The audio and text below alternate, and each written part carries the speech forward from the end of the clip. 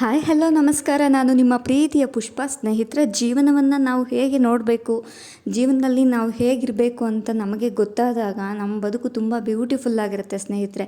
ಅದೇ ಹೇಗಿರಬೇಕು ಅಂತ ಗೊತ್ತಿಲ್ಲದೆ ಇರುವಾಗ ನಮ್ಮ ಬದುಕು ಹೇಗಿರುತ್ತಪ್ಪ ಅಂದರೆ, ಚಿಕ್ಕ ಪುಟ್ಟ ವಿಷಯಗಳಿಗೆ ತುಂಬಾ ಕೋಪ ಮಾಡ್ಕೊಳ್ಳೋದು, ಬೇಡದ ವಿಚಾರಗಳ ಬಗ್ಗೆ ಅತಿಯಾಗಿ ಯೋಚನೆ ಮಾಡೋದು, ಚಿಕ್ಕ ಚಿಕ್ಕ ವಿಷಯಗಳಿಗೆ ತುಂಬಾ ಕೊರಗುವುದು, ನಮಗೆ ನಾವೇ ಅನಾವಶ್ಯಕವಾಗಿ ಡಿಪ್ರೆಷನ್ಗೆ ಒಳಗಾಗುವುದು, ಜನರ ಕೊಂಕು ಮಾತುಗಳಿಗೆ ತುಂಬಾ ತಲೆ ಕೆಡಿಸ್ಕೊಳ್ಳೋದು, ಹೀಗೆ ಬೇಡದೆ ಅಂಥ ವಿಚಾರಗಳ ಬಗ್ಗೆ ತುಂಬಾ ಯೋಚನೆ ಮಾಡ್ತಿರ್ತೀವಿ ಅಲ್ವಾ ಸ್ನೇಹಿತರೆ. ಅದೇ ನಮ್ಮಲ್ಲಿ ನಂಬಿಕೆ, ಭರವಸೆ, ಆತ್ಮವಿಶ್ವಾಸ ಹೆಚ್ಚಾದಾಗ ಈ ಎಲ್ಲ ಸಮಸ್ಯೆಗಳಿಂದನೂ ನಾವು ಹೊರಗಡೆ ಖಂಡಿತ ಬರ್ತೇವೆ ಸ್ನೇಹಿತರೆ. ಆತ್ಮವಿಶ್ವಾಸ, ನಂಬಿಕೆ, ಧೈರ್ಯ ಗಟ್ಟಿಯಾದಾಗ ನಮ್ಮ ಮನಸ್ಸು, ಮನಸ್ಥಿತಿ, ಜೀವನವನ್ನು ನೋಡುವಂತಹ ದೃಷ್ಟಿಕೋನ ಬದಲಿಸಿದಾಗ ನಮ್ಮ ಬದುಕು ಖಂಡಿತ ಬದಲಾಗುತ್ತೆ. ಸಕಾರಾತ್ಮಕ ಆಲೋಚನೆಗಳು, ಸಕಾರಾತ್ಮಕ ವಿಚಾರಗಳ ಕೇಳುವಿಕೆಯಿಂದ ನಮ್ಮ ಬದುಕು ಖಂಡಿತ ಬದಲಾಗುತ್ತೆ ಸ್ನೇಹಿತರೆ. ಅದನ್ನು ಅನುಭವ ಮಾಡಿದಾಗ ಮಾತ್ರ ಅದರ ಒಂದು ಅನುಭವ ನಮಗೆ ಸಿಗುತ್ತೆ ಸ್ನೇಹಿತರೆ. ದಿನದ ಬೆಳಿಗ್ಗೆ ಯಾರಾದರೂ ಏನಾದರೂ ಅಂದರು ಅಂತ ನೀವು ತುಂಬ ಬೇಜಾರಾಗ್ತಾಯಿದ್ರೆ, ತುಂಬ ನೋವಾಗ್ತಾಯಿದ್ರೆ ಸ್ನೇಹಿತರೆ, ಒಂದು ವಿಷಯ ತಿಳ್ಕೊಳ್ಳಿ. ನಾವು ಎಲ್ಲಾದರೂ ಹೊರಗಡೆ ಹೋದಾಗ ಕಣ್ಣಿಗೆ ಕಾಣದೆ ಅಕಸ್ಮಾತಾಗಿ ಮಿಸ್ಸಾಗಿ ಏನಾದರೂ ಗಲೀಜನ್ನು ತುಳಿದಾಗ ಆ ಗಲೀಜನ್ನು ನಾವು ಕಾಲಲ್ಲೇ ಇಟ್ಕೊಂಡು ದಿನದ ಪೂರ್ತಿ ಜೀವನವನ್ನು ಕಳಿತೀವ ಇಲ್ಲ ಅಲ್ವಾ? ಹಾಗೆಯೇ ಅದನ್ನು ಕಾಲು ತೊಳೆದು ತಾನೇ ನಾವು ಹೊರಗಡೆ ಹೋಗ್ತೀವಿ, ಇಲ್ಲ ಒಳಗಡೆ ಬರ್ತೀವಿ, ಮನೆಗೆ ಆಗಲಿ ಅಥವಾ ಮನೆಯಿಂದ ಹೊರಗಡೆ ಆಗಲಿ ಒಳಗಡೆ ಆಗಲಿ. ಅದೇ ರೀತಿ ಬೇಡದಂಥ ವಿಚಾರಗಳನ್ನು ಮನಸ್ಸಿಂದ ಹಾಗೂ ನಿಮ್ಮ ಒಂದು ಹೃದಯದಿಂದ ಕಿತ್ತು ಎಸೆದು ನಿಮ್ಮ ಮನಸ್ಸಿನ ಭಾರವನ್ನು ಕಡಿಮೆ ಮಾಡಿಕೊಂಡು ನಿಮ್ಮ ಮನಸ್ಸನ್ನು ಹಗುರ ಮಾಡಿಕೊಂಡು ಮುಂದೆ ಸಾಗಿ. ನಿಮಗೆ ನಿಮ್ಮ ಬದುಕಿಗೆ ಯಾವುದು ಮುಖ್ಯ, ಎಷ್ಟು ಮುಖ್ಯ ಅನ್ನೋದು ನಿಮಗೆ ಗೊತ್ತಿರುತ್ತೆ ಅಲ್ವಾ ಸ್ನೇಹಿತರೆ. ಹಾಗಾಗಿ ನೀವು ನಿರ್ಧಾರವನ್ನು ಕರೆಕ್ಟಾಗಿ ತಗೊಳ್ಳಿ. ಅನ್ನೆಸೆಸರಿ ಬೇಡದ ವಿಚಾರಗಳ ಬಗ್ಗೆ ಚಿಂತೆ ಮಾಡಿ ನಿಮ್ಮ ಒಂದು ಬ್ಯೂಟಿಫುಲ್ಲಾಗಿರೋ ಲೈಫನ್ನು ಖಂಡಿತ ಹಾಳು ಮಾಡ್ಕೋಬೇಡಿ.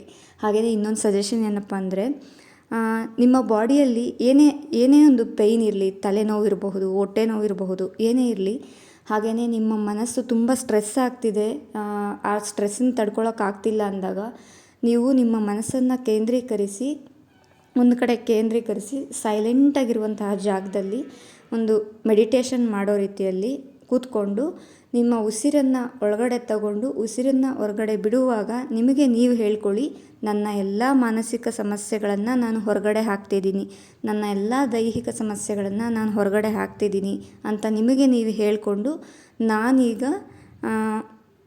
ಎಲ್ಲ ರೀತಿಯಲ್ಲೂ ನಾರ್ಮಲ್ ಆಗಿರುವಂಥ ಒಂದು ಸಿಚುವೇಶನ್ಗೆ ಬರ್ತಿದ್ದೀನಿ, ಶಾಂತಿ, ನೆಮ್ಮದಿ, ಸಮಾಧಾನದ ಜೀವನವನ್ನು ನಾನು ನಡೆಸ್ತೀನಿ, ಅದು ನನ್ನಿಂದ ಸಾಧ್ಯ ಇದೆ, ಇದಕ್ಕೆ ಆ ಭಗವಂತನ ಆಶೀರ್ವಾದ ಖಂಡಿತ ಸಿಗುತ್ತೆ ಅಂತ ನಿಮಗೆ ನೀವು ಹೇಳ್ಕೊಳ್ಳಿ. ಖಂಡಿತ ಇದನ್ನು ನಿಮಗೆ ತೀರಾ ಒಂದು ಯಾವುದೇ ಒಂದು ದೈಹಿಕವಾದ ನೋವಾಗಿರಬಹುದು ಅಥವಾ ಮಾನಸಿಕವಾದಂಥ ನೋವಾಗಿರ್ಬೋದು, ನೀವು ಮೆಡಿಟೇಷನ್ ಮಾಡುವಂಥ ರೀತಿಯಲ್ಲಿ ಕೂತು ಉಸಿರನ್ನು ಒಳಗಡೆ ತಗೊಂಡು ಉಸಿರನ್ನು ಹೊರಗಡೆ ಹಾಕ್ತಾ ನೀವು ಹೇಳ್ಕೋಬೇಕು, ನಿಮಗೆ ಯಾವ ಸಮಸ್ಯೆ ಇರುತ್ತೆ ಆ ಸಮಸ್ಯೆಯನ್ನು ಹೇಳ್ಕೊಂಡು ಆ ಸಮಸ್ಯೆಯನ್ನು ನಾನು ಹೊರಗಡೆ ಹಾಕ್ತಿದ್ದೀನಿ ಅಂತ ಹೇಳ್ಕೊಂಡು ಕಂಟಿನ್ಯೂಸ್ ಒಂದು ಸ್ವಲ್ಪ ದಿನ ಮಾಡ್ತಾ ಬನ್ನಿ. ಅದರ ಒಂದು